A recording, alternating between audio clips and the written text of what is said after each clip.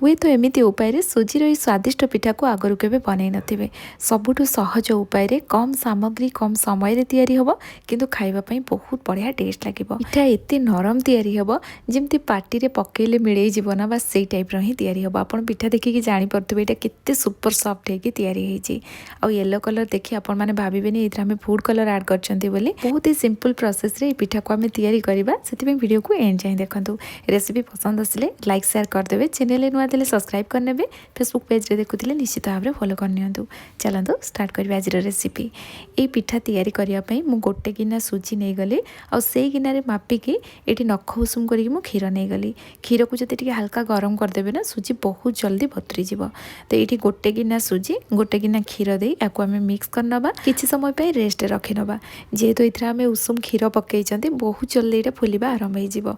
आ eighty संगे संगे एटा फुलिबा आरंभ हे गलानी किंतु मु एटी 5 मिनिट याको रेस्ट रखि देइतिली। सेति भितरे अन्य सब जिंस चलंतु रेडी करनबा। एटी मु 6टा काजू नै गली याको गुंड करिके नै आसीबा। पूरा गुंड करबानी एमती हल्का टिके ताको दरदरा रखिबा।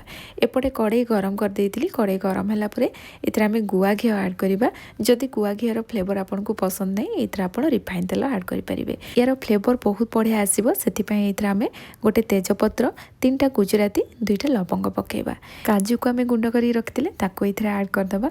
आ सब जिंस को गैस रो फ्लेम पूरा लो करिके किस समय पई भाजी दबा। आ एटी काजू को अधिक हमें एमती भाजीबानी हल्का टिके एटी देखंतु कलर आसिला परे हमें एथरे खीर ऐड कर दबा।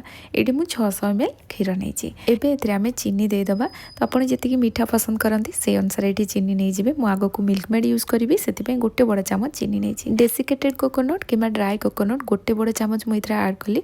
जदि घरे फ्रेश नडिया थिबो आपण नडिया कोरा एथरे ऐड करि परिबे। सब जिंस को भला भाबरे मिक्स कला परे गैस रो फ्लेम हाई रखी याको फुटिया पई छाड़ दबा। हाई फ्लेम रे मु एटी गोटे मिनिट याको फुटेइतिली। आ जते बेले खीर को हाई फ्लेम रे फुटेइबे ताको कंटीन्यूअसली एमती चलौथिबे नहले खीरटा तळु लागी लागी का जिवो। खीर को एटी अधिक समय फुटेइबा दरकार नै।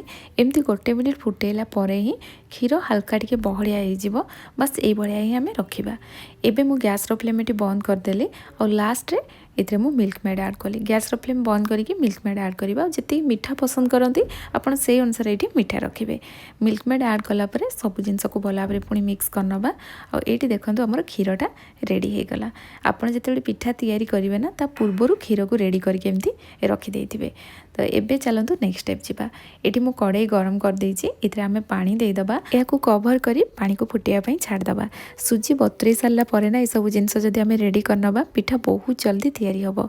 सेपटे सुजी बतुरी जिवो सेति भितरे ए सब जिंस भी हमर रेडी हे जिवो। जो जगह रे पिठा तैयारी करबा सेई जगह को मध्ये हमें रेडी करनबा। एठी मु केक टिन नेछि। या जगह रे आपण नॉर्मल प्लेट नै परिबे किंतु प्लेट टा टिके गाढ़ो हाथिबा दरकार। एथिरे घियो किंबा तेल चारिपट साइड भला भाबरे लगै नबा। पूरा गरम खीर रे केसर पके याको मु आधा घंटा हला बतुरे देइतिली। अधिक समय जति एटा बतुरी की रहिबो तार कलर टा बहुत बढ़िया से पळै आसीबो। एठी मु खीर नेछि ना या जगह रे आपण पानी नै परिबे। घरे जति केसर नथिबो आपण बिना केसर रे भी पिठा को तैयारी करि परिबे। किंतु केसर पकेइले पिठार कलर बहुत बढ़िया आसीबा सहित टेस्ट भी बहुत बढ़िया आसीबो। आ तार फ्लेवर टा भी बहुत बढ़िया आसे। एपटे देखंतु सुजी बहुत बढ़िया से बतुरी जाइछि। एटा पूर्व अपेक्षा फुली जाइछि। एबे हमें पनीर नै जिबा। पनीर जगह रे आपण नॉर्मल घर तैयारी छेना नै परिबे। एठी मु पनीर को ग्रेट कर देइतिली। गोटे गिना सुजी नेइतिली से अनुसार मु गोटे गिना पनीर नेइछि। एबे याको ग्राइंडर जार रे ऐड कर दबा। रखिथिबा खीर केसर को इथरे पकेइ दबा। आ इथरे मु गोटे चम्मच भलिया पानी दे देली। एबे याको हमें पूरा फाइन पेस्ट करके नै आसीबा। हल्का जति खदड़िया रहउछि चलिबो जेहेतु मु एठी पनीर को ग्रेट कर देइतिली। एटा बहुत बढ़िया से पेस्ट हे जाइछि। एबे हमें ई बैटर को सुजी रे आनि के ऐड करिबा। आ याको भलो भाबरे मिक्स करनबा। भलो से फेंटी दबा जेमति सब जिंस बहुत बढ़िया से मिसी जिवो। एठी हमें बैटर को अधिक पतला करिबानी। एटा ए टाइप रो बहलिया रहिबो। एबे हमें इथरे स्वाद अनुसार लूण दे दबा।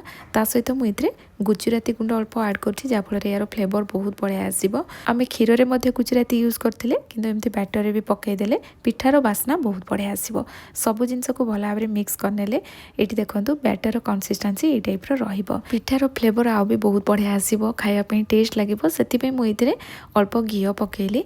ता सहित पिठा फुलिया पई एठी मु इनो यूज कर करुच्ची इनो जगार आपण खाइबा सोडा व्यवहार करेंगे किंतु खाइबा सोडा जब पकेबे ना 2 पिंच रु अधिक देवेनि नोले खाइबा सोडार स्मेल ये आसो इनो पकेला हाफ चामच पखापाखि पानी दे या आम हल्का हाथ में गोटे डायरेक्शन रे मिक्स करवा आठी अधिक स्पीड रे सेमती ताकू गोलेबेनी अधिक समय मिक्स करेंगे किछि सेकेंड मिक्स कलापर ही देखो बैटरटा एमती फुली जीव सांगे सांगे आम केक टिन रे याकू ऐड करदे आउ टिके आम टैप करदे जहाँफल एयर बबल्स रही सेपटे कड़े आम पा गरम करछंती और ये देखो पानी बहुत बढ़िया से फुटीगला एथिरे आम गोटे स्टाण्ड रखीदे या ऊपर आम केक टिन को रखीदे एबे या कवर करी मीडियम फ्लेम रे 7 ରୁ 8 मिनिट या सिझापी छाड़दे पिठा केते बड़ साइज आप बनई ता उपरे डिपेंड करे पिठा केते समय कुक हम तो ये मुझे बड़ पिठा तैयारी करी ना या 7 ରୁ 8 मिनिट ही कुक करी आ पिठा सिझी कि नहीं आप गोटे टूथपिक कि छुरी रे चेक करने टूथपिक ये पूरा क्लीन आसला